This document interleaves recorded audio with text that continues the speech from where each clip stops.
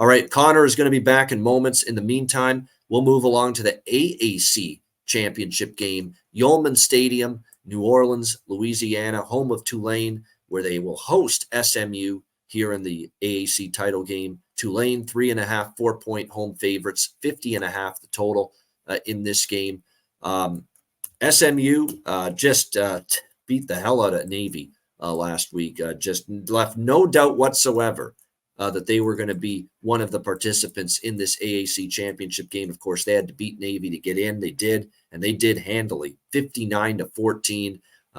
This offense is a terrific, very well coordinated. Rhett Lashley deserves a lot of credit. They're well prepared on offense most games.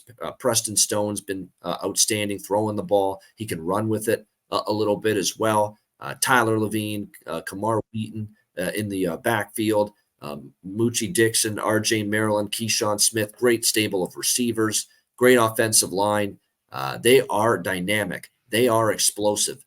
SMU's offense, make no mistake about it. But I'll tell you what, this Tulane defense, which maybe I disrespected them too much, because I was looking at their middle part of the year and I saw them give up 28 to Rice, barely win, gave up 28 to North Texas, barely win. And I'm like, what's wrong with this defense here for Tulane? They're not playing as well as I thought. Well, they found the defense again the last couple of weeks. They shut down Florida Atlantic, final regular season game. And then they just made they turned Frank Harris into a puddle, unfortunately for our friend Jose last week in that AAC championship game. 2 interceptions, drop passes galore, turnovers. UTSA, I'm telling you what, they hang on to the football and don't turn it over as much. They're in that game. I'm just telling you. Yeah. They are in that game, and they couldn't 5 turnovers. Yep. Just and plus failures in the red zone constantly, over and over again. They actually did move the ball against Tulane, but Tulane got the turnovers, and Tulane was just every time they got close, they punched it in and they scored points, and that was the difference in the end in that 29-16 win. It's frustrating as someone that was on the over in that game for me too, because UTSA was on the verge of, if they hang on to the ball, they could have had themselves 28 or 30 points in that game, but just could not hang on to the football. The question is, can Tulane get those turnovers out of SMU? You know, it's probably going to be a little bit more difficult to do that. That being said, I took a shot against Tulane last week.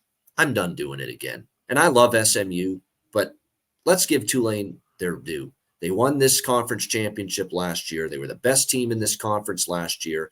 They're doing everything in their power to show they are again. They're at home. That's a strong damn home field too, Tulane.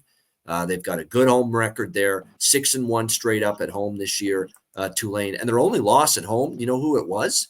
To Ole Miss in a game where they didn't even have Michael Pratt at quarterback. And they hung around.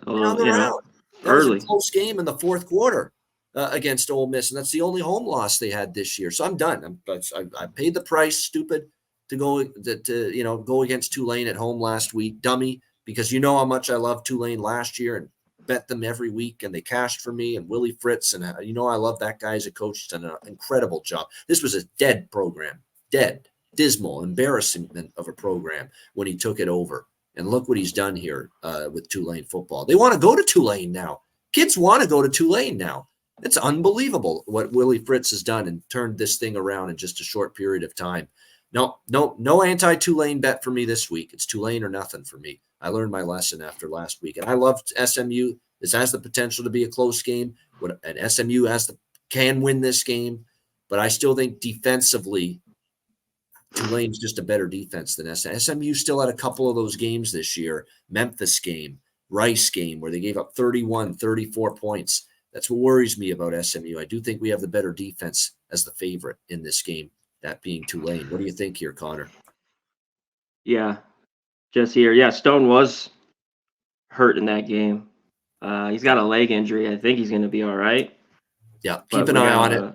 They don't the early week report on Preston Stone, because you're right. Last week, he was not able to finish the game. Plus, they were up big, too, so they could put in, Kevin Jennings was in there for the most part after he left that game. They expect him to be good to go.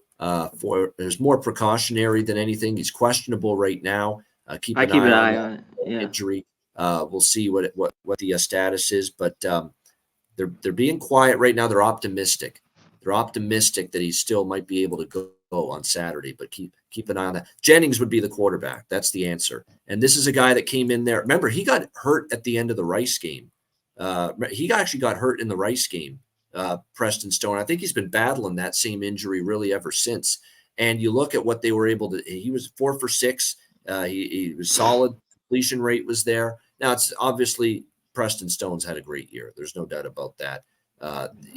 It's going to be a drop-off, but Kevin Jennings looked good when he was in there. Now, I don't know how much you want to make of him looking good against Navy, because all Southern Miss or SMU had to do in that game essentially was just run the rock, and they still threw for 369 yards against Navy in that game. 322 of those passing yards came before Preston Stone left the game.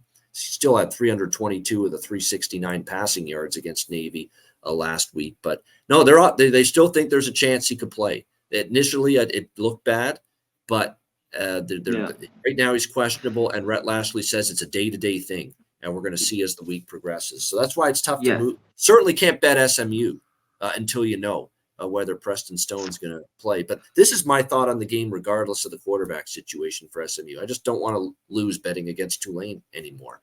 I'm done doing it. No. They were class conference last year, and I think their defense is a little bit better this year than SMU's. Yeah. If he doesn't go, there's no way with Jenkins. I know he's come in a short home spurt. field. Yeah. On that home field. Yeah. One thing too, the darling of Tulane last year. Now they were laying points, of course, kind of all year long, but they were good against the number. The last couple of weeks they got 2 wins ATS, but I was kind of going, I think a couple of weeks ago, Babano, I'm like, they're winning football games, but kind of just winning, going through the motions. I mean, they're 11-1. Don't get me wrong, but I thought the defense has been the best part of Tulane all year long. And Pratt's still good. So yeah, but he hasn't been lighting it up this year as much. Pratt. No, but hey, they keep winning. I know, but that's what I meant. Some of these games, like Rice was a 2-point game. North Texas was just a touchdown. ECU 13-10. Tulsa 24-22. Tulsa played better football towards the end of the year. SMU always, is a team. They've had a great year. I can't back them at all. So I get why this line's moved a little bit. It's over the field goal. But, I lean Tulane here. Yeah. So, again, this is definitely something to monitor throughout the week. Preston Stone, his status. But, again, it's too early in the week to determine his final playing status for this game. It'll be Kevin Jennings, most likely, if Preston Stone doesn't go. Yeah, I know what you're – Sonny Dykes used to be the head coach, and he went to a TCU, Jesse. He's at TCU now. Rhett Lashley's done a great job here with SMU. And I'll tell you what, it will certainly be a great job that he's done. If somehow he can, if let's say Stone doesn't play, they got to go to Jennings, and he's able to go in there and still beat Tulane with a backup quarterback. I mean, that would be some kind of accomplishment. Yeah. If that happens. And that's probably, and there's that's probably also why the under has been bet in this game. The total's gone down a bit, and there's a chance of heavy rain and thunderstorms at kickoff on Saturday. But again, before you say look out, don't wind. What's the wind? I know it's rain and thunderstorms maybe at kickoff for this game on Saturday, but as I said, and I ranted about on X, look at the Bills-Eagles game. Did rain impact that game staying under? No. Wind is the only thing to worry about when it comes to totals betting. Wind and only wind. Rain and snow is not enough to ever bet an under. Yeah, if you like the under because it's a good matchup and you don't expect either team to move the ball, it's not weather related. It's got to be a handicap that's not weather related. If you're seeing a game with rain and snow, rain and snow does not cause the unders. Wind does. So that's always very, very important to remember that. I saw a game with snow like crazy. Iowa State, Kansas State went over the total. I saw a game with piss down rain, driving rain the whole game yesterday in the NFL, Buffalo, Philadelphia, and the game went over the total. So again, it's just goes. I keep saying it. Don't overreact to rain and snow and say, "Oh, raining, got to bet the under. Snowing, got to bet the under." No, wind wind is the one factor that really will hamper an over because the passing is tough in those conditions. The ball just gets knocked down in a gusty, windy day. Yeah. That's just the way it is. Meteorologist. That's just, I'm trying to help people. It's true. It's a fact. No, it is. It's just a bad I'd say myth. It's a over whole 15 scale on though. Twitter about it. Yeah. I'd say we start thinking about it when it's over 15 miles an hour. Wouldn't you say? Like Yeah, it starts getting there and then to 20, then Yeah. you get past that, then there's a problem. But 10 mile an hour and under, I think it's not too bad. It's just a bad narrative on social media when I see people betting the under in this game, 60% chance of rain. Get out of here. I mean, that's not going to impact the game staying under. Wind and only wind. Trust me. If you remember that when you're betting totals, that wind is the factor and the only factor you've really got to worry about when it comes to overs. That is something you got to remember in the future. Take it with you. This one. By the way, we got breaking news here. We were just talking about it. Holy shit, we were just talking about the status of SMU quarterback Preston Stone out for the season, announced moments ago by Rhett Lashley, head coach of SMU. So there it is. Preston Stone out for the season.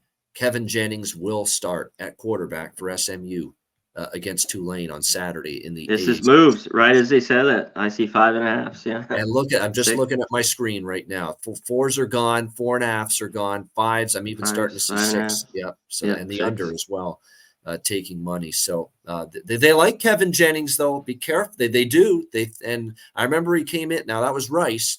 Tulane's a lot better team, but he came in and he moved the ball. Kevin Jennings, and now he's going to get a week to practice with the first team offense. So never say never, but man, it got a little tougher for SMU without Preston Stone because that's a hell of a quarterback that's going to be out now for them in this game on Saturday. Tough news. You hate to see that. It takes away some from this game a little bit, but we'll see. I mean, Tulane's probably, you're right, I don't know about smash Tulane, but Tulane probably wins this game now, I would say. But I don't know if it's what Tulane comes. I've been they haven't been the ATS just covering easily all year long. The last couple they've covered, but they have the UTSA game. UTSA hangs on to the damn football. It's probably a really close They game. cover. I bet you that game's. Yeah. Yes. 5. That was hard to watch. Yep. I mean, I had the under. You had the over, Urbano, so I liked it, but they should have been right in that game. Yeah. That was hard to watch. Turnover city. You can't win that way, no doubt. So no Preston Stone out for SMU on Saturday.